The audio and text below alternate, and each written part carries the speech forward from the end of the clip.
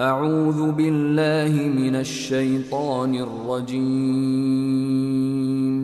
بسم الله الرحمن الرحيم شكرا يا منزل القرآن يا خالق الإنسان يا ربي يا رحمن شكرا يا رب. अस्सलामु अलैकुम वरहमतुल्लाहि वबरकातुहू। नहमदुहु व नसल्ली अला रसूलिहिल करीम। अम्मा बअदु फअऊज़ु बिल्लाहिस समीइल अलीम मिनश शैतानिर रजीम मिन हमज़िही व नफ़ख़िही व नफ़्सिही। बिस्मिल्लाहिर रहमानिर रहीम। क़ाल अल्लाहु तआला फ़िल क़ुरआनिल मजीद वल फ़ुरक़ानिल हमीद बअद अऊज़ु बिल्लाहिस समीइल अलीम मिनश शैतानिर रजीम मिन हमज़िही व नफ़ख़िही व नफ़्सिही। बिस्मिल्लाहिर रहमानिर रहीम। व इंदहु मफ़ातिहुल ग़ैब ला यअलमुहा इल्ला हुव। क़ाल रब्बि इश्रह ली सदरी व यस्सिर ली अमरी वहलुल उक़दतम मिन लिसानी यफ़क़हू क़ौली। सुब्हानक ला इल्म लना इल्ला मा अल्लमतना इन्नका अंतल अलीमुल हकीम। इस्तिख़ारा जे हवाले सां कुछ ज़रूरी हिदायतूं जिन जो सम्झण असांजे लाइ तमामु ज़रूरी आहे,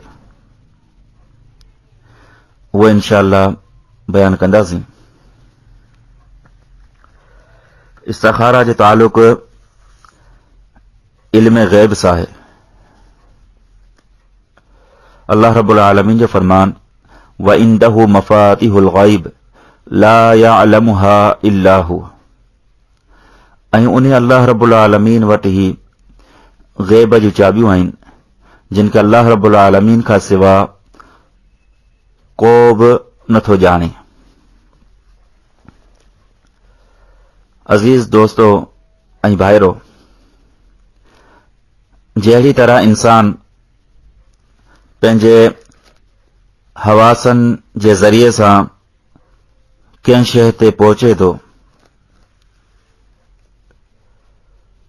जीअं अख सां ॾिसण आहे, कननि सां ॿुधण आहे, नक सूंघण जे लाइ ऐं ज़ुबान चखण जे लाइ ऐं हथ छुअण जे लाइ, अक़ुल सम्झण जे लाइ इस्तेमाल करे थो। इहे सभु रस्ता इंसान जे इख्तियार में आहिनि। अल्लाह रब्बुल आलमीन इहे रस्ता, इहे तौफ़ीक़ अल्लाह रब्बुल आलमीन इंसान खे ॾिनी आहे त हू कंहिं न कंहिं नतीजे ते पहुचे थो। जॾहिं का ॾिसणी आहे त अख खे इस्तेमाल करे थो, जॾहिं का ॿुधणी आहे, का शइ ॿुधणु चाहे थो त कननि खे इस्तेमाल करे थो, जॾहिं का शइ खाइण जे लाइ, मज़ो टेस्ट चखण जे लाइ दिलि चवेसि थी त पंहिंजी ज़ुबान खे इस्तेमाल करे थो, ईअं ई हथनि पेरनि खे बि इस्तेमाल करे थो। इहे ज़ाहिरी नताइज हासिल करण जे लाइ अल्लाह रब्बुल आलमीन इंसान खे हिकु कुव्वत ॾिनी आहे। अहिड़े तरीक़े सां ग़ैब जो जेको मामिलो आहे, अणॾिठे जो, ग़ैब चइबो ई उनखे आहे जेको इंसान जे जेके हवास आहिनि इन्हनि खां बईद हुजे, तमामु परे हुजे, जिते इंसान जी अक़ुल, इंसान जी सम्झ पहुची न सघे। ऐं इहो ग़ैब सिर्फ़ ऐं सिर्फ़ रब्बुल आलमीन जी सिफ़त ख़ास आहे। हुआ आलिमुल ग़ैब व शहादा, उहो ई रब्बुल आलमीन जेको ग़ैब खे बि ॼाणंदड़ आहे, व शहादा ऐं ज़ाहिर खे बि ॼाणे थो।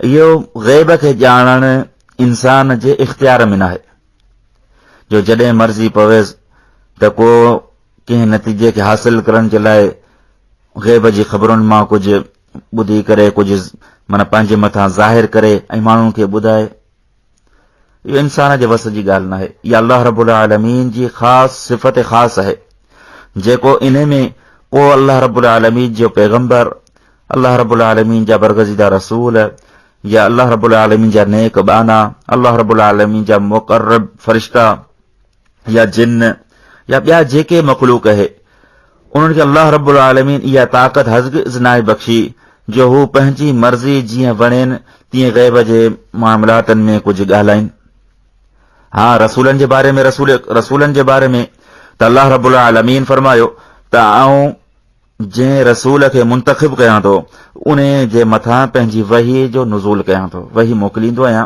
वही जे ज़रिए सां ॻाल्हाईंदो आहियां। पोइ जेका ॻाल्हि ज़ाहिर करणी हूंदी आहे उहा वही जिब्रील अमीन जे ज़रिए सां उहो पैगाम नबी अलैहिस्सलातु वस्सलाम या रसूलनि जे मथां नाज़िल थींदो आहे ऐं रसूल उहे पैगाम अॻिते पहुचाईंदा। ऐं इहो वहीअ जो नुज़ूल, वहीअ जो नाज़िल थियणु, इहो नबियुनि जे बि इख़्तियार में कोन्हे त जॾहिं चाहिनि उन्हनि वटि वही पहुची वञे। हीअ ॻाल्हि सम्झण जी आहे त नबियुनि जे बि इख़्तियार में न आहे त जेॾी महिल चाहिनि ओॾी महिल उन जे मथां वहीअ जो नुज़ूल थिए, बल्कि हीअ अल्लाह रब्बुल आलमीन जो इरादो आहे। अल्लाह रब्बुल आलमीन जॾहिं चाहे, जेतिरी चाहे, पंहिंजे नबियुनि जे मथां वही जे ज़रिए सां ॻाल्हि ज़ाहिर करे। ऐं जेकॾहिं न ॿुधाइणु चाहे त कंहिंजे बि इख़्तियार में न आहे त उन जी वजह मालूम करे या अल्लाह रब्बुल आलमीन जे न ॿुधाइण ते या अल्लाह रब्बुल आलमीन जे शइ ज़ाहिर न करण ते न उन नबियुनि जे मथां का शइ ज़ाहिर थी वञे, ईअं ई पंहिंजे इल्म, पंहिंजी जेको आहे तो हिमत सां। हाणे ॾिसो न, जॾहिं अल्लाह रब्बुल आलमीन ॿुधायो, जॾहिं अल्लाह रब्बुल आलमीन का ॻाल्हि ज़ाहिर कई त नबी अलैहिस्सलातु वस्सलाम बदर जे मैदान में बीठल आहिनि ऐं काफ़िरनि जे लाइ ॿुधाइनि पिया त फिलाणी जॻह ते अबू जहल जी मरंदो, फिलाणी जॻह ते फिलाणो काफ़िर मरंदो, फिलाणी जॻह ते फिलाणो काफ़िर मरंदो, फिलाणी जॻह ते फिलाणो काफ़िर मरंदो। ही नबी अलैहिस्सलातु वस्सलाम निशानियूं ॾिनूं ऐं सैयदना उमर रज़ियल्लाहु तआला अन्हु ॿिए ॾींहुं जॾहिं जंग ख़तम थी आहे, जंहिं जॻह ते मुंहिंजे मोहम्मद करीम सल्लल्लाहु अलैहि वसल्लम निशान ॿुधाया, उन्हनि निशाननि ते ई उन्हनि काफ़िर उन्हनि जूं जेके लाशूं पयल हुयूं। ऐं जेकॾहिं न ॿुधाइणु चाहे त पंहिंजो हरम आहे, पंहिंजो घर आहे। मुनाफ़िकनि बीबी आयशा रज़ी अल्लाह ताला अन्हा ते तोहमत आहिनि। नबी अलैहिस्सलातु वस्सलाम परेशान आहिनि, ॾुख ऐं रंज ऐं ग़म में आहिनि। ऐं एसि ताईं जो असहाबी नबी पंहिंजनि प्यारनि प्यारनि साथियुनि सां मशवरो कनि था त हिन मसइले जो हल कीअं कजे। काफ़ी ॾींहं परेशान। पोइ जीअं ई वहीअ जो नुज़ूल थिए थो, अल्लाह रब्बुल आलमीन ॿुधाए थो अत्तय्यिबातु लित्तय्यिबीन वत्तय्यिबून लित्तय्यिबात, पाकीज़ा घर वारियूं जेके आहिनि पाकीज़ा मर्दनि जे लाइ ऐं पाकीज़ा मर्द पाकीज़ा औरतुनि जे लाइ। त नबी अलैहिस्सलातु वस्सलाम जीअं तूं पाण पाक आहीं तीअं ई तुंहिंजी घर वारी आयशा रज़ी अल्लाह ताला अन्हा बि पाक आहे, ताहिर आहे, मुतहर आहे। अल्लाह रब्बुल आलमीन अर्श बरीअत आहे, उनजी पाकाई जेका असां नाज़िल फरमाई। ऐं जेसिताईं अल्लाह रब्बुल आलमीन न चाहियो त नबी अलैहिस्सलातु वस्सलाम परेशानीअ में आहिनि, ॾुख ऐं रंज ऐं तकलीफ़ में आहिनि ऐं पंहिंजनि साथियुनि सां मशवरो पिया कनि त हाणे छा कजे। जॾहिं अल्लाह रब्बुल आलमीन वही नाज़िल कई ऐं मुनाफ़िकनि जो किरदार ज़ाहिर कयो, मुनाफ़िकनि जी अयारी ऐं मकारी ज़ाहिर कई ऐं बीबी आयशा रज़ी अल्लाह ताला अन्हा जी पाक दामनी ज़ाहिर कई, तॾहिं नबी अलैहिस्सलातु वस्सलाम जेको आहे नबी अलैहिस्सलातु वस्सलाम जे मथां ॻाल्हि ज़ाहिर थी ऐं नबी अलैहिस्सलातु वस्सलाम ख़ुशि थिया आहिनि।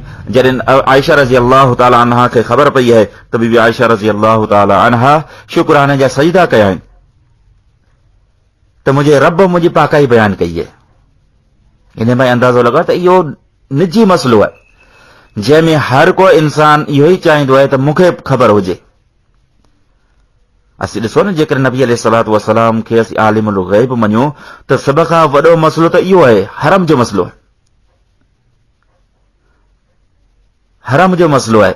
जेसि ताईं हरम ते पंहिंजे घर ते का तोहमत लॻे थी ऐं पाण ई माण्हू परेशान थिए थो त ॿियनि जूं ख़बरूं कीअं ॿुधाईंदो। चई अल्लाह रब्बुल आलमीन जे तरफ़ां ई पैगाम नाज़िल थींदो हो, अल्लाह रब्बुल आलमीन जे तरफ़ां ई नबी अलैहिस्सलातु वस्सलाम ॻाल्हियूं ॿुधाईंदा हुआ। जीअं मिसाल मूं तव्हांखे ॾिनी बदर जी, ईअं ई काफ़ी मिसालूं आहिनि जेके नबी अलैहिस्सलातु वस्सलाम ॾिनियूं आहिनि। नबी अलैहिस्सलातु वस्सलाम ऐं ॿी इहा ॻाल्हि बि असांखे सोचणु खपे त अल्लाह रब्बुल आलमीन को बि पंहिंजो ख़ज़ानची मुक़ररु नाहे कयो, न ख़ुश्कीअ ते न तरीअ ते। जीअं की असांजो नज़रियो आहे त अल्लाह रब्बुल आलमीन पंहिंजा खज़ाना विराहे शया आहिनि। फिलाणी जेको आहे सो ख़ुश्कीअ जो जेको आहे असां हुनखे दाता चऊं था, कंहिंखे गंज बख़्श चऊं था, कंहिंखे क़रीब नवाज़ चऊं था, कंहिंखे पेरां दिता चऊं था, मुश्किल जेके असीं नाला हणूं था, नाला ॾियूं था ऐं ईअं ई कंहिंखे गौसे आज़म चऊं था। ऐं जेकॾहिं तरी आहे, समुंड आहिनि या तरी दरिया आहिनि, वाह आहिनि, उन जे लाइ असां ख़िज़र अलैहिस्सलाम खे जेको आहे सो पाणियुनि ते या तरीअ ते असां हुनखे मालिक सम्झो आहे। ऐं ख़िज़र जा असीं नज़राना जेको आहे ज़मीन में पाणी में असीं उछलींदा आहियूं, वाहन ते बीह करे, को मानी उछलींदो आहे, को सिका उछलींदो आहे, ख़िज़र जी नज़र जे तौर पर असीं उछलियूं था। मुंहिंजा अज़ीज़ दोस्तो ऐं भाइरो, इहो सरासर अल्लाह रब्बुल आलमीन जी ज़ात या अल्लाह रब्बुल आलमीन सिफ़ातनि में शिरक करणु आहे, बराबरी करणु। त असां पंहिंजे तरफ़ां ई हिकिड़ा अहिड़ा ठाहे शइ आहिनि जेके अल्लाह रब्बुल आलमीन जी ज़ात ऐं सिफ़तुनि में जेके अल्लाह जा हक़ हुआ उहे असां ॿियनि में विरहाए शइ आहिनि। हिन आयत ते गौर कयूं, व इंदहु मफ़ातिहुल ग़ैब, त अल्लाह रब्बुल आलमीन वटि ग़ैब जूं चाबियूं आहिनि। यादि रखो त चाबी हूंदी त उन सां तालो खुलंदो, ऐं तालो खुलण खां बाद इंसान अंदरि दाख़िल थिए थो, ऐं दाख़िल थियण खां बाद जेके अंदरि जेके शयूं आहिनि उहे उन्हनि ते ज़ाहिर थियनि थियूं। कमरे में दाख़िल थींदो, कमरे में जेके बि शयूं हूंदियूं उहे हुन ते ज़ाहिर थियनि थियूं। ऐं जेकॾहिं को खज़ानो खोले थो त जंहिं क़िस्म जा खज़ाना पियल आहिनि तॾहिं उन मथां ज़ाहिर थियनि था। अल्लाह रब्बुल आलमीन असल जेका शइ आहे, मफ़ातिह, मिफ़्ताह, चाबी, उहा ई अल्लाह रब्बुल आलमीन फरमाए त मूं वटि आहे। त को इंसान जेको आहे उन चाबीअ जो मालिक न आहे त अंदरि जेके खज़ाना आहिनि उहे उन्हनि ते मुनकशिफ, उन ते ज़ाहिर कीअं थींदा।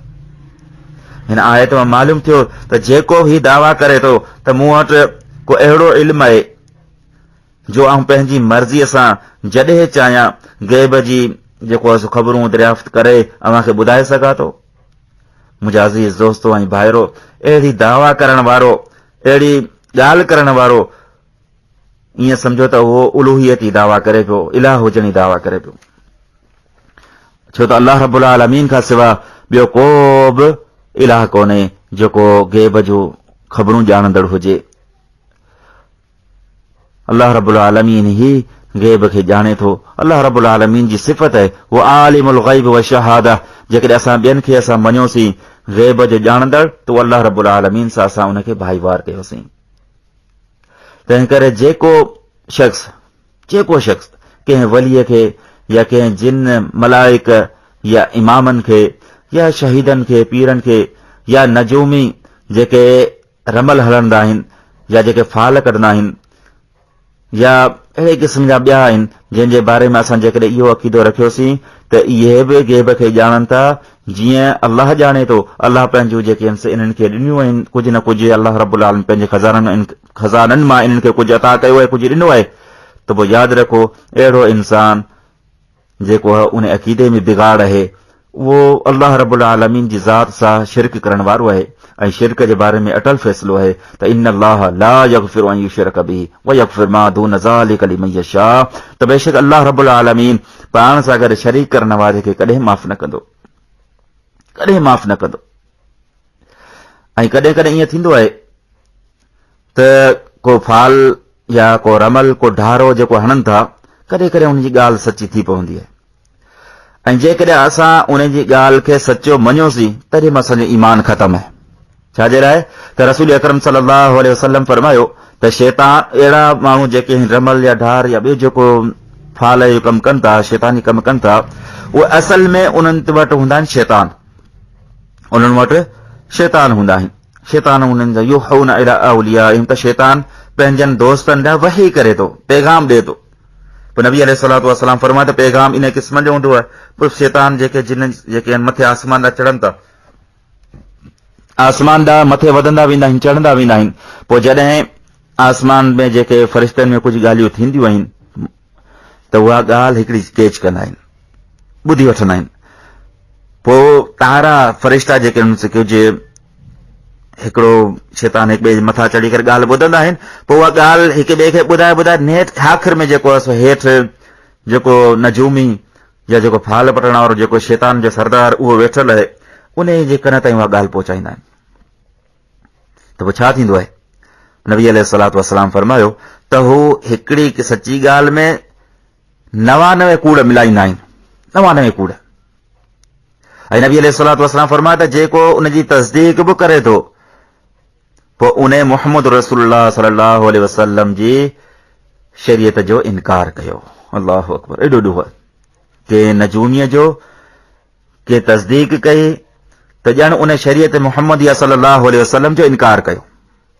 ऐं नबी अलैहिस्सलातु वस्सलाम फरमाया त को ईअं ई वञे थो, सिर्फ़ ईअं ई ॾिसण जे लाइ त ही मामिलो छा आहे, छा थो चवे, सिर्फ़ ॿुधी था अचूं, त नबी अलैहिस्सलातु वस्सलाम फरमाया त उनजी नमाज़ 40 ॾींहंनि ताईं उन नमाज़ क़बूल कोन थी थिए। एॾो सख़्तु मामिलो आहे त अल्लाह रब्बुल आलमीन ही आलिमुल ग़ैब आहे ऐं अल्लाह रब्बुल आलमीन खां सिवा ॿियो को बि ग़ैब खे ॼाणंदड़ कोन्हे।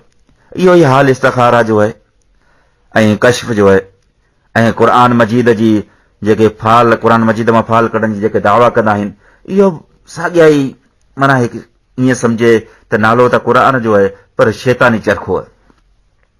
कश्फ चवंदा आहिनि त असीं अहिड़ो ज़िक्र कयूं था, अहिड़ो विर्द कयूं था, अहिड़ो माना जेको आहे सो पंहिंजो पाण खे क़ाबू कयूं था त असांजे लाइ कश्फ थी वञनि था, जेके बि पर्दा आहिनि उहे सभु पर्दा हटी वञनि था ऐं असांजे लाइ ज़ाहिर ऐं बातिन बिल्कुलु हिकु जहिड़ो थी वञे थो। ऐं हीअ इस्तिखारा आहे त असीं दुआ कयूं था त असांजे लाइ इहे सभु मामलात जेके आहिनि ज़ाहिर थी वञनि था। इहे सभु शैतानी चरखा आहिनि। नबी अलैहिस्सलातु वस्सलाम फरमायो जेको इन्हनि माण्हुनि वटि वञे थो ऐं उन्हनि जी तस्दीक बि करे थो, उन शरीयत मुहम्मदिया सल्लल्लाहु अलैहि वसल्लम जो इनकार कयो ऐं सिर्फ़ तस्दीक न कयईं, ईअं ई सिर्फ़ ॾिसण जे लाइ वञे थो त नबी अलैहिस्सलातु वस्सलाम फरमायो त अहिड़नि माण्हुनि जी नमाज़ क़बूल कोन्हे। अल्लाह रब्बुल आलमीन सूरह नमल जे अंदरि अल्लाह रब्बुल आलमीन फरमायो कुल ला यअलमु मन फिस समावाति वल अर्दिल ग़ैब इल्लल्लाह वमा यशउरून अय्यान युबअसून।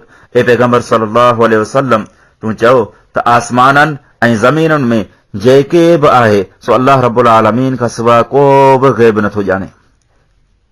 वमा यशउरून अय्यान युबअसून, ऐं हिन वीचारनि खे त इहा बि ख़बर न आहे त ही कॾहिं उथारिया वेंदा। छो त नबी अलैहिस्सलातु वस्सलाम ए मुहम्मद रसूलुल्लाह सल्लल्लाहु अलैहि वसल्लम तव्हां फरमाए छॾियो, तव्हां माण्हुनि खे ॿुधाए छॾियो त अल्लाह रब्बुल आलमीन खां सवाइ केर बि ग़ैब खे ॼाणण वारो कोन्हे। अल्लाह ताला खां सवाइ को बि नथो ॼाणे, चाहे केतिरो बि अल्लाह रब्बुल आलमीन जा पाकीज़ा मुक़र्रब फरिश्ता ई छो न हुजनि। हिकिड़ी मिसाल तव्हांजे साम्हूं रखां। रसूल अकरम सल्लल्लाहु अलैहि वसल्लम वटि जिब्रील अमीन आयो ऐं सवाल कयईं, ए अल्लाह जा नबी सल्लल्लाहु अलैहि वसल्लम, ए मुहम्मद सल्लल्लाहु अलैहि वसल्लम, अख़बिरनी अन साअह। हदीस जिब्रील मशहूर है। सवाल छा कई, अख़बिरनी अन साअह, ए नबी सल्लल्लाहु अलैहि वसल्लम मूंखे ख़बर ॾियो, मूंखे ॿुधायो त क़यामत कॾहिं क़ाइम थींदी।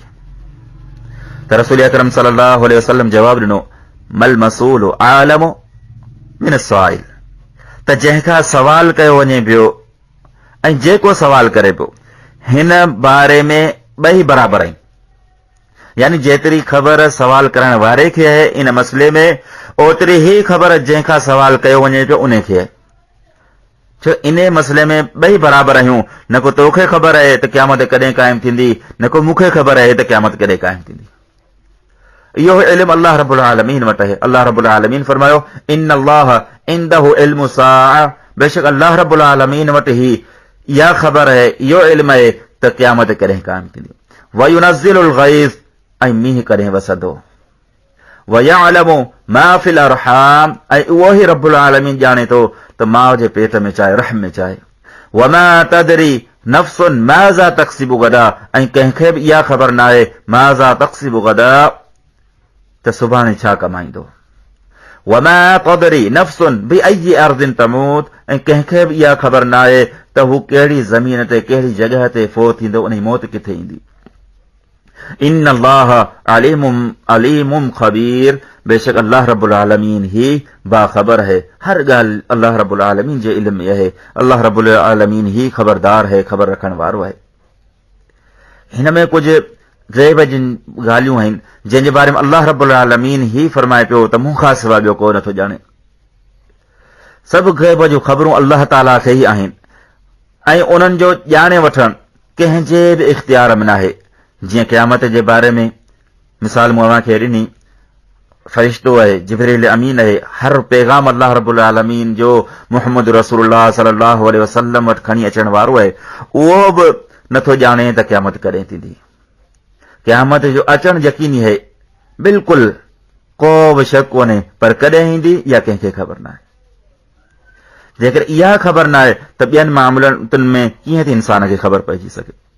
इंसाननि जो कंहिं मामले में फतह हासिल करणु, शिकस्त हासिल करण, इंसान जो पंहिंजो बीमार थियण, सिहताब थियण, इहे सभु गैब जूं ख़बरूं आहिनि। कंहिंखे ख़बर त आउं बीमार थींदुसि ऐं कंहिंखे ख़बर त मूंखे शिफ़ा कहिड़े लिहाज़ सां किथां ऐं कीअं मिलंदी, कंहिंखे ख़बर आहे। अहिड़ी तरह मींहं जो वसण आहे। महकमा मौसमियात वारा त ख़बरूं ॿुधाइनि था, लेकिन जंहिं तव्हां अंदाज़ो लॻायो हूंदो त जॾहिं चवंदा आहिनि त अॼु बारिश थींदी, मींहुं वसंदो, उन ॾींहुं सिज बीठो हूंदो आहे। ऐं जॾहिं बि चवंदा आहिनि त उहे छा चवंदा आहिनि, तव्हां लफ़्ज़नि ते गौर कजो। उहे चवंदा आहिनि त बारिश थियण जो इम्कान आहे, बारिश थियण जो इम्कान आहे। त इहो इम्कान इल्म गैब न आहे।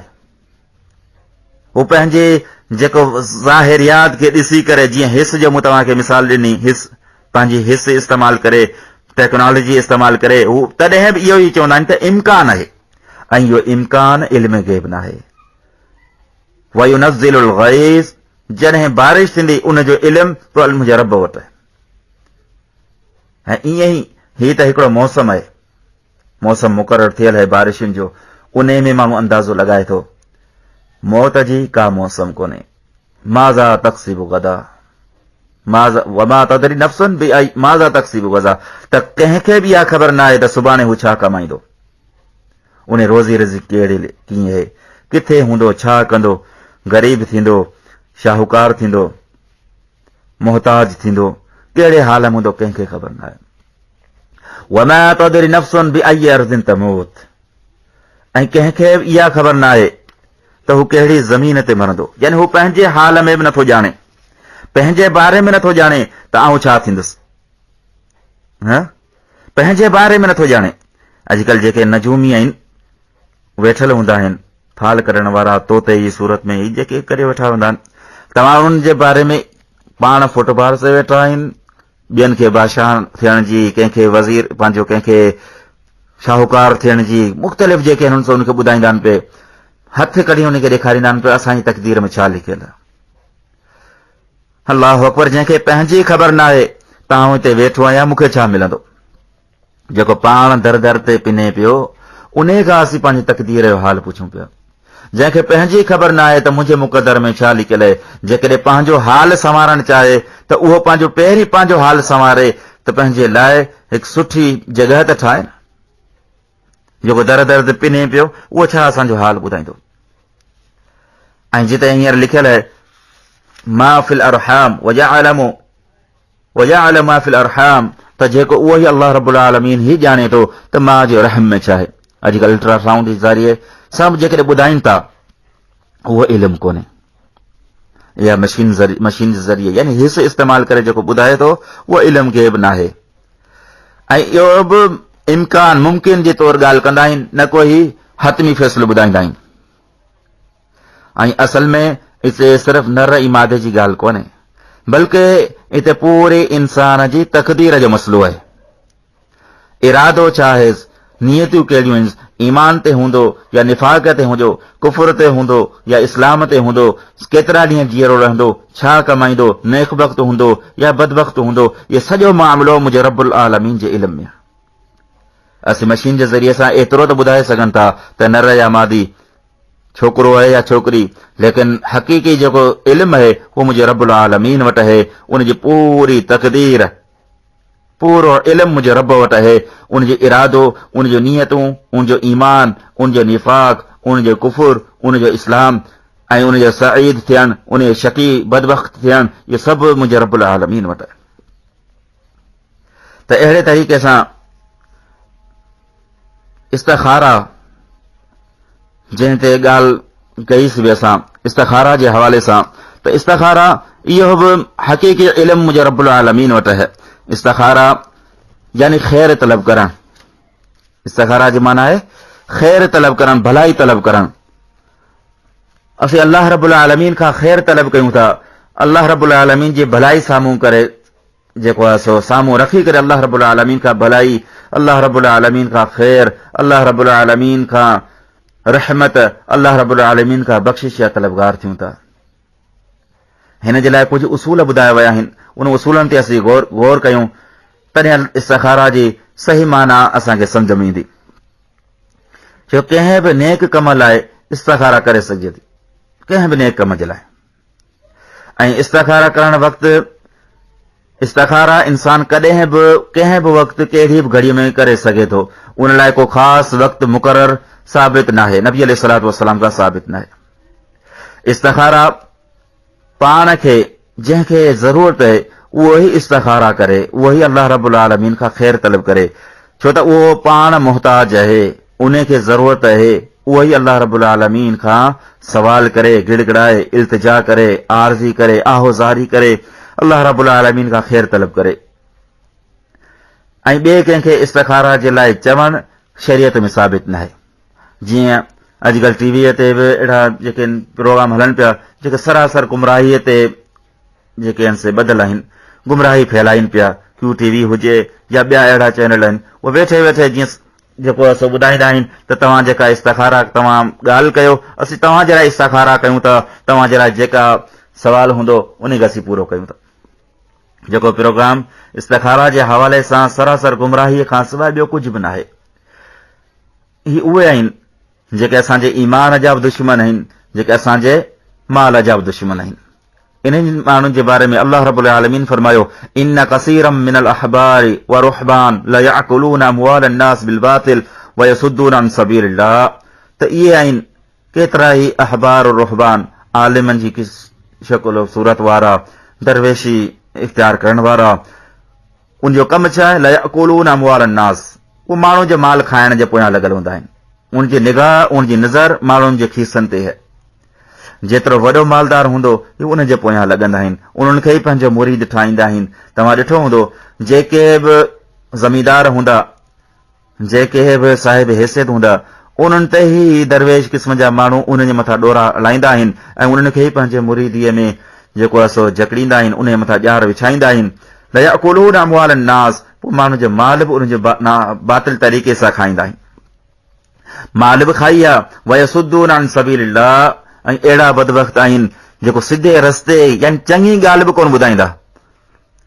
त ठीकु आहे, माल खाधोसीं, जेको उनजो हदफ़ हो ओसि ताईं पहुता, माल खाधऊं नाजाइज़ तरीक़े सां, ऐं ईअं वेंदे वेंदे का चङी ॻाल्हि करे वञनि, उहा ॻाल्हि कोन कंदा। वयसुद्दून अन सबीलिल्लाह, उनजो कमु ई इहो हूंदो आहे त माण्हुनि खे जाहिल रखणु, अल्लाह जे दीन खां परे रखणु, अल्लाह रब्बुल आलमीन खां गाफ़िल रखणु, रसूल अकरम सल्लल्लाहु अलैहि वसल्लम जी सुन्नतुनि खां गाफ़िल रखणु, रसूल अकरम सल्लल्लाहु अलैहि वसल्लम जे प्यारनि प्यारनि तरीक़नि खां गाफ़िल रखणु, ताकि जेतिरो माण्हू जाहिल हूंदो ओतिरो इन्हनि जे वर चढ़ियल हूंदो, इन जे ॼार में फाथल हूंदो।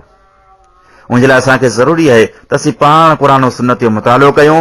इन रोहबान क़िस्म जा जेके दरवेश क़िस्म जा जेके फाथल आहिनि माण्हू अवाम नास, उन मां कढूं।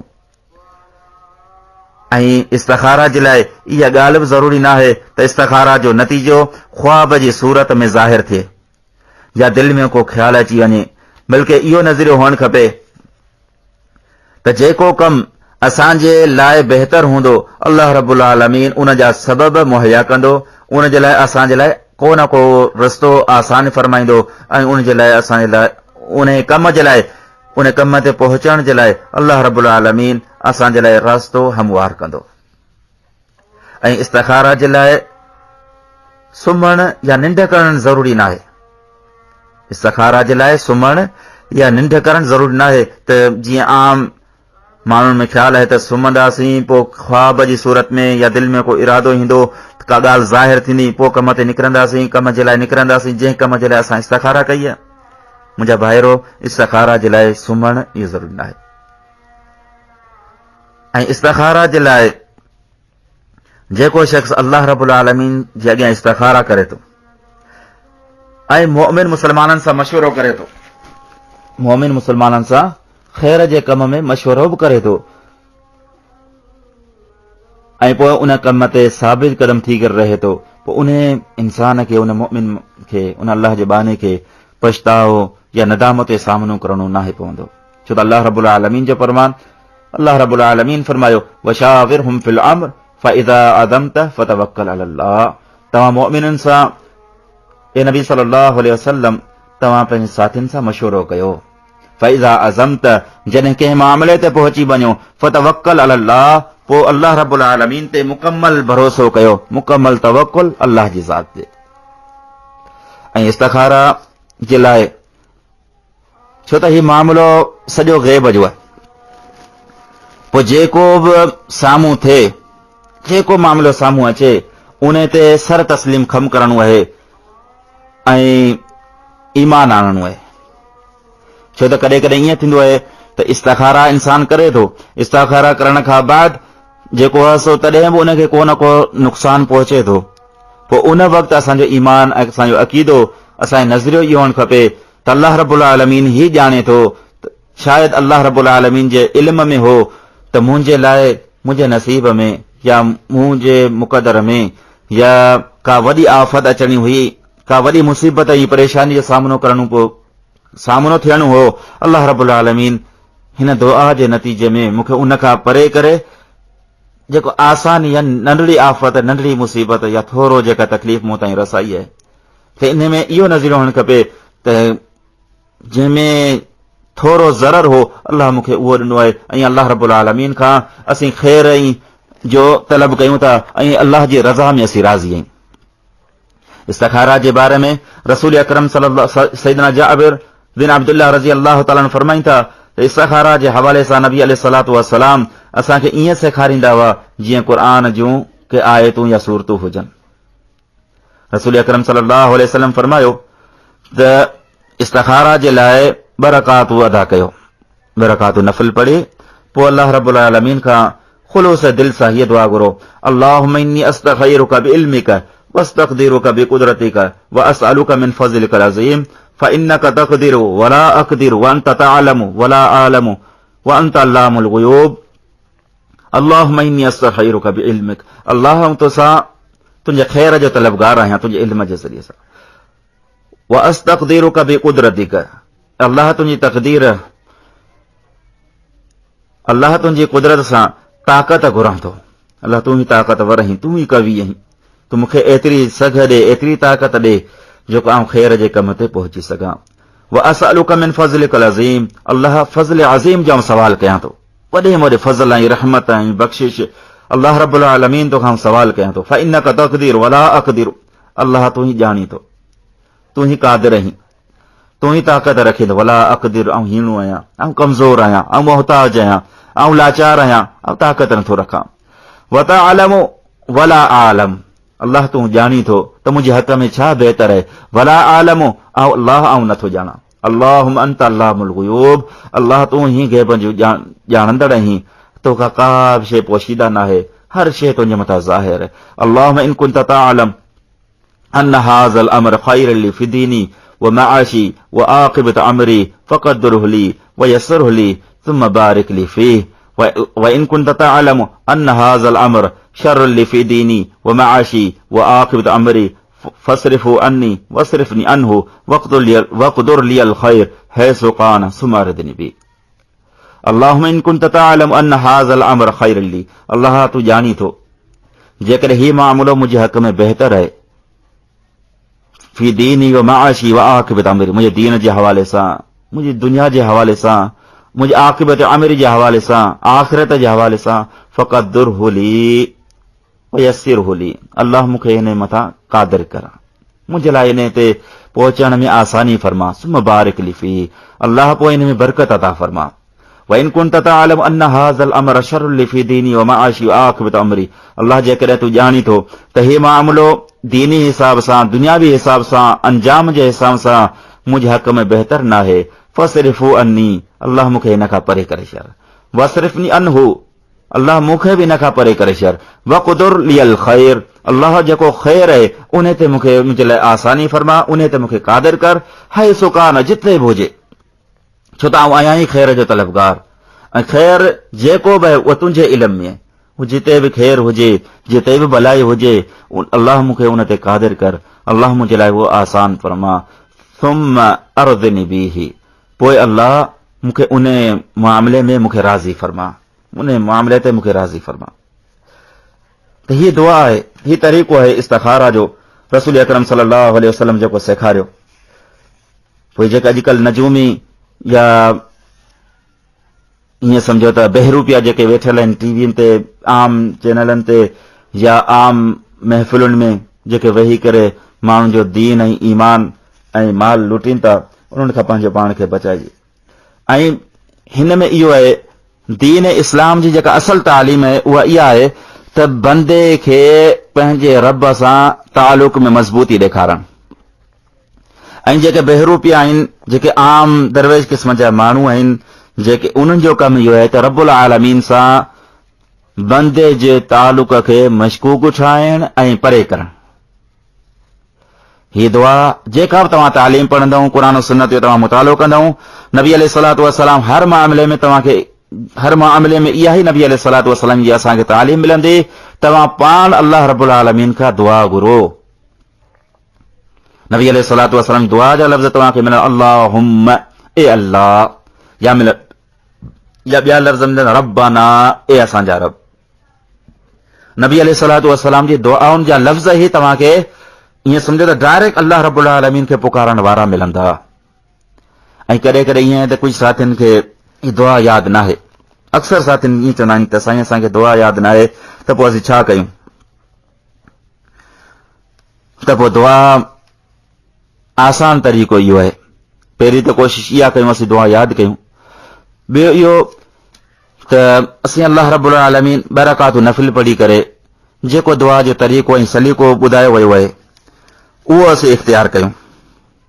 उहो छा आहे त सभ खां पहिरीं बरकातू अदा कयूं, वुज़ू करे बरकातू पढ़ूं। बरकातू पढ़ण खां बाद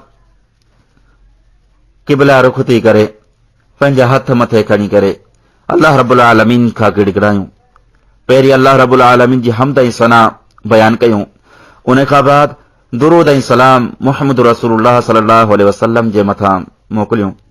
ऐं उन खां बाद जेको आहे सो पुख्ता ख़ुशियूं ऐं ख़ुज़ू सां हतमी यानी पुख्ता लफ़्ज़नि सां असीं अल्लाह रब्बुल आलमीन खे सॼूं ऐं अल्लाह रब्बुल आलमीन जे साम्हूं पंहिंजो मामिलो रखूं ऐं पंहिंजी ॿोलीअ में ई चऊं अल्लाह ही मामिलो आउं करण वारो आहियां। जेकॾहिं मुंहिंजे हक़ में बहितर आहे अल्लाह मूंखे इन खे क़ादिर रख, हिन ते पहुचण में मुंहिंजी रसाई कर, अल्लाह मुंहिंजे लाइ मामिलो आसान फरमा। अल्लाह जेकॾहिं तूं ॼाणी थो त हीउ मामिलो मुंहिंजे हक़ में बहितर न आहे त अल्लाह मूंखे इन खां परे करे छॾ। अल्लाह जेको मामिलो मुंहिंजे हक़ में बहितर आहे अल्लाह उहो मामिलो मुंहिंजे लाइ आसान फरमा, अल्लाह उन ते रसाई बि आसान फरमा, ऐं जिते मुंहिंजे लाइ ख़ैर आहे अल्लाह तूं ॼाणी थो उहो मुंहिंजे हक़ में करे छॾ। त इहे लफ़्ज़नि सां ई पंहिंजी ॿोलीअ में ई अल्लाह रब्बुल आलमीन खां दुआ घुरे ऐं अल्लाह रब्बुल आलमीन जी कसरत सां हम्द ऐं सना बयान करे अल्लाह रब्बुल आलमीन इंशा अल्लाह क़बूल फरमाईंदो। ऐं ॿियो ऐं ख़ासि तौर दुआ जे जेके क़बूलियत जा वक़्त आहिनि, कोशिशि करे उन्हनि वक़्तनि में ई इस्तिखारा करे त वधीक बहितर आहे। जीअं राति जे आख़िरी हिसे में आहे, राति जे आख़िरी हिसे यानी तहज्जुद वारो वक़्तु आहे, क़बूलियत जो वक़्तु आहे, उन वक़्तु उथी करे नफ़िल नमाज़ पढ़े ऐं नफ़िल नमाज़ पढ़ण खां बाद अल्लाह रब्बुल आलमीन खां पंहिंजो मामिलो अल्लाह रब्बुल आलमीन जे साम्हूं रखे ऐं दुआऊं घुरे। ऐं इन वक़्तु बि अल्लाह रब्बुल आलमीन दुआ जी क़बूलियत वक़्तु आहे, इंशा अल्लाह अल्लाह रब्बुल आलमीन आसानी फरमाईंदो। ऐं जुमे जे ॾींहुं बि दुआ जी क़बूलियत वक़्तु आहे, उन जुमे जे ॾींहुं जीअं मस्जिद में सभ खां पहिरीं वञी करे नफ़िल नमाज़ अदा करे, तहतल मस्जिद आहे, तहतल वुज़ू आहे, मस्जिद जा जेको हुकुम आहे मस्जिद में दाख़िल थियण जी बरकात अदा करणु, उन खां बाद जेको आहे बरकातू इस्तिखारा जी नियत सां अदा करे ऐं उते जेको आहे सो पढ़े। ईअं ई रमज़ान में क़द्र जी राति आहे, ईअं ई आम जेको रोज़ मामिलो आहे अल्हम्दुलिल्लाह असीं नमाज़ अदा कंदा आहियूं।